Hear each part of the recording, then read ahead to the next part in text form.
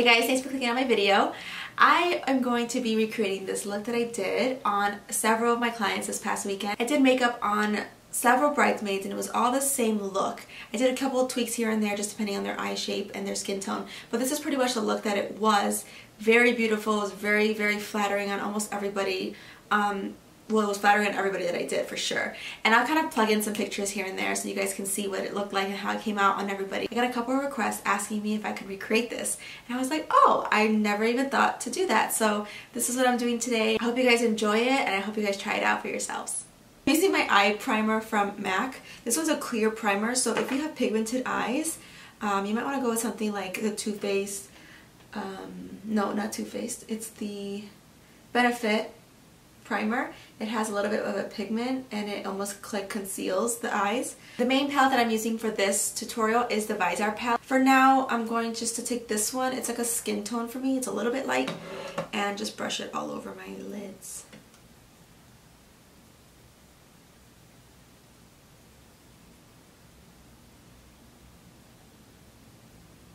Alright, with the fluffy brush, I'm going to be taking this color right here. It's like a tan, like perfect color. It's not too brown or it's not too dark. And I'm mixing that with this guy here.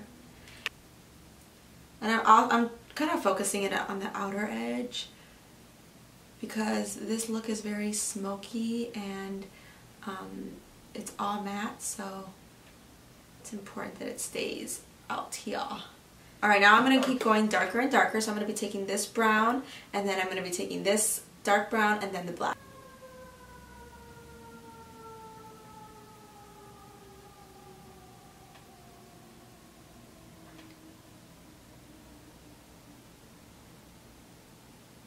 So once it gets like deep enough, then you go in with the darker one. So I'm going with that dark brown. Dark brown is actually very, very pigmented. It's almost like a black. It's pretty intense.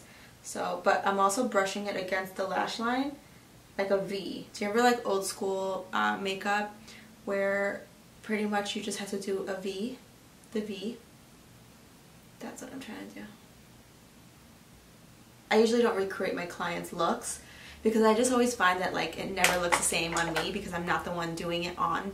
It's easier for me to do it on other people and stuff like that, so I'm always like scared it's just not going to turn out right. So this was like the first time I'm actually doing it on myself, so I'm a little nervous. So I'm going to hold off on the black for now and then move on to the lid color. So the lid color is pretty much from the same palette. It's all matte, so I'm going to be using these light colors. I'm going in with that second to lightest color.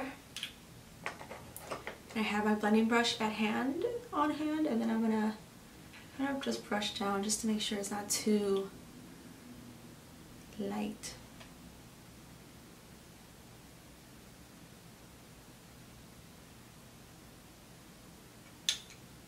And what's cool about this palette is that I was able to kind of find everyone's different light color because everyone's skin tone was different. So the eyeliner I'm using today is the Rimmel eyeliner. This is the gel black one. I have a video comparing this one versus the Inglot one, and you'll have to watch to see who wins. And so this is the part where every eyelid is different, and so you have to like morph it and figure out what's best for this person's eye shape, where does the wing go, and that's why it always looks different on every girl. So which is why this look was so flattering on everybody. You can see.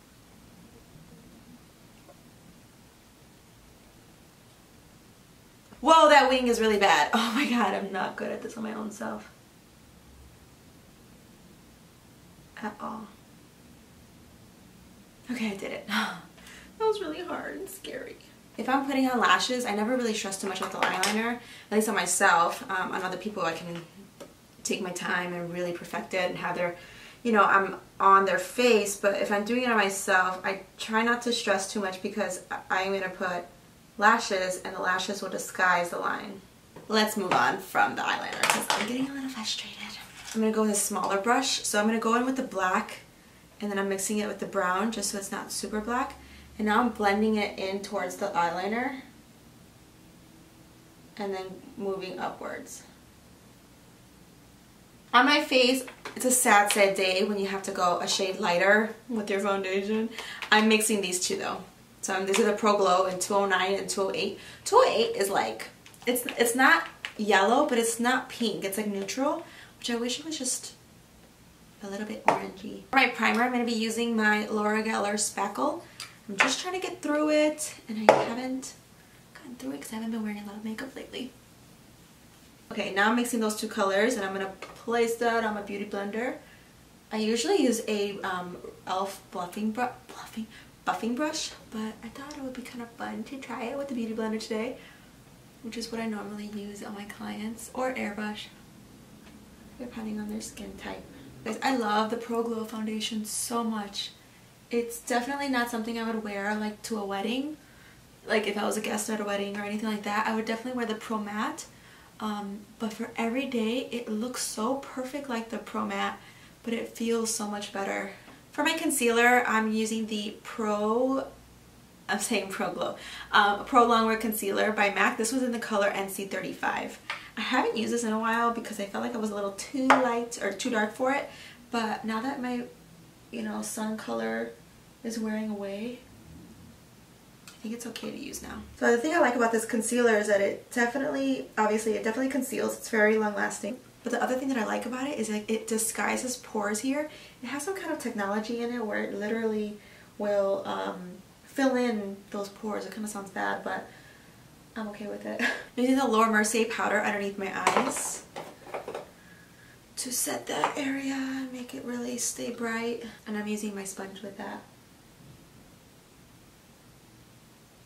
Honestly, with prolongwear, you don't really need to set it. It just depends on your eye, what it does. Like, does it usually dry out product under there? Does it wrinkle under there? Does it get creasy under there? Alright, I need some bronzer in my effing life so hard. I'm using my good old Hoola bronzer. This is from Benefit. And I'm using my favorite brush. This is the e.l.f. complexion brush. I bought a backup and I'm like, I don't need to because it hasn't broken on me and I've had it for years, at least 5 years. So it's kind of silly to do. But anyways, I'm putting this all up in the hairline. Make sure it blends really nice in your hair. It's like so smooth and pretty flawless. So for the eyes, the way I finish them off is by filling in the brows. I usually use the Anastasia powders, and I've been loving mine lately. Mine broke, so it's all mixed in together, but there are two tones, and it's really nice if you're kind of going between. So I'm just going to brush through my brows.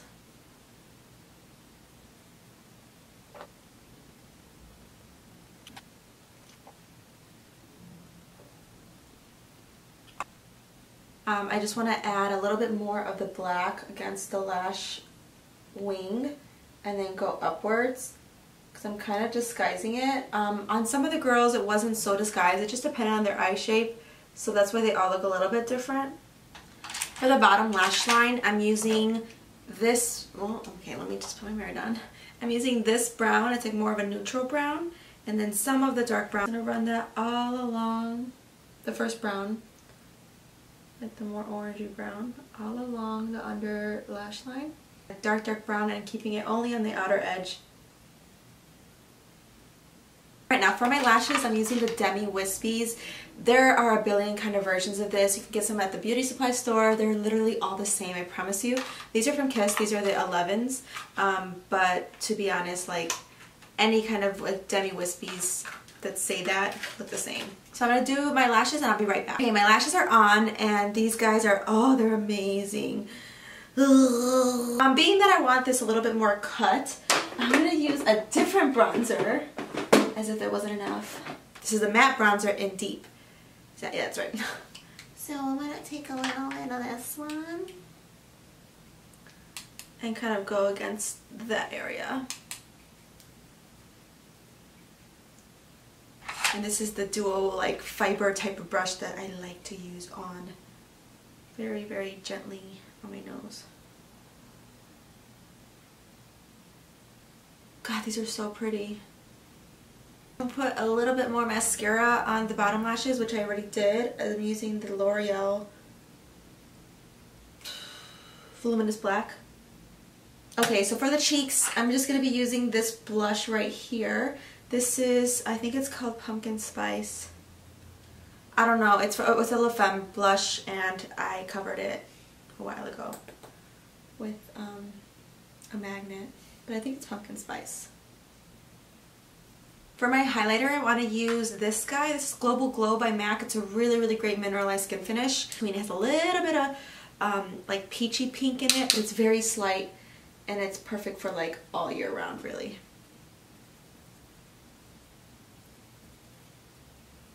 And then while I have this out, I'm going to take a little bit of that and just put it on the center of my eyes. Just because everything that we have on our eyes is matte. I just want to bring some kind of shimmer back somewhere, and I'm going to put an extra bit on the brow bone. Tap the Beauty Blender on there so it kind of like infuses with your skin. Otherwise it could look a little bit more powdery than you're wanting it to look.